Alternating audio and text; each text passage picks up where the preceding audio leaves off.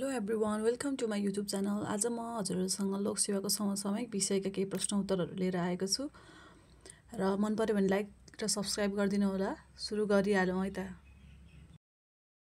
हाल नेपालसँग दोहोरो कर मुक्ति सम्झौता भएका मुलुकहरू कति रहेका छन्?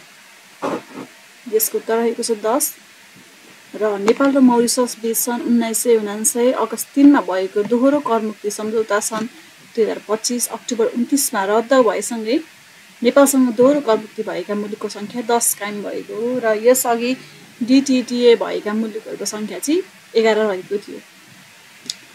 अर्को प्रश्न रहेको छ, संयुक्त राष्ट्रसङ्घीय सुरक्षा परिषदमा चयन भएका नयाँ अस्थायी राष्ट्रहरू कुन कुन हुन्?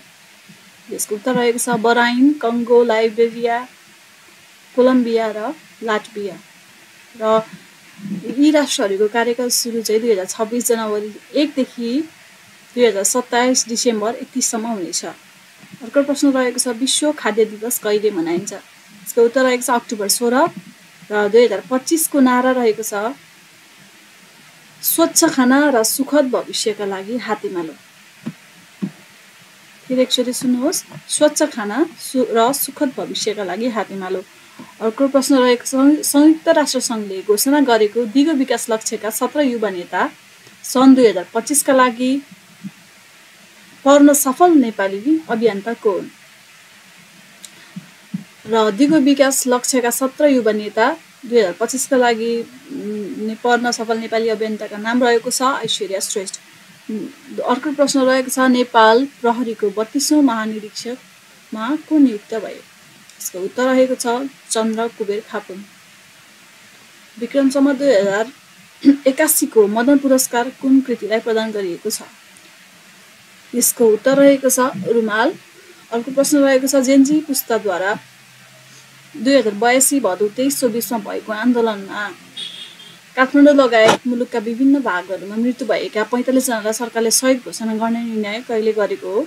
यसको उत्तर रहेको छ विक्रम सम्वत 2082 साल कार्तिक 17 गते। विक्रम सम्वत 2082 वैशाख शुक्ल पूर्णिमाका दिन कतिौं बुद्ध जयन्ती मनाइएको हो? र यसको उत्तर रहेको छ 2569। 7औं प्रदेशका आर्थिक मामिला तथा योजना मन्त्रीहरूको सम्मेलन हालै कहाँ सम्पन्न भयो? र 7औं प्रदेशका आर्थिक मामिला तथा योजना मन्त्रीहरूको सम्मेलन चाहिँ हाल भर्खरै हेटौडामा सम्पन्न भएको छ र विक्रम सम्वत 2082 कार्तिक 15 गते सो सम्मेलन सम्पन्न भएको हो। सामाजिक विकासका लागि दोस्रो विश्व शिखर सम्मेलनमा सहभागी हुन राष्ट्रपति रामचन्द्र पौडेल कहिले कतार प्रस्थान गर्नुभएको हो? यसको उत्तर रहेको छ 2082 साल कार्तिक 17 गते। जेन्जी आन्दोलनका कारण प्रतिनिधि सभा विघटन कहिले भयो?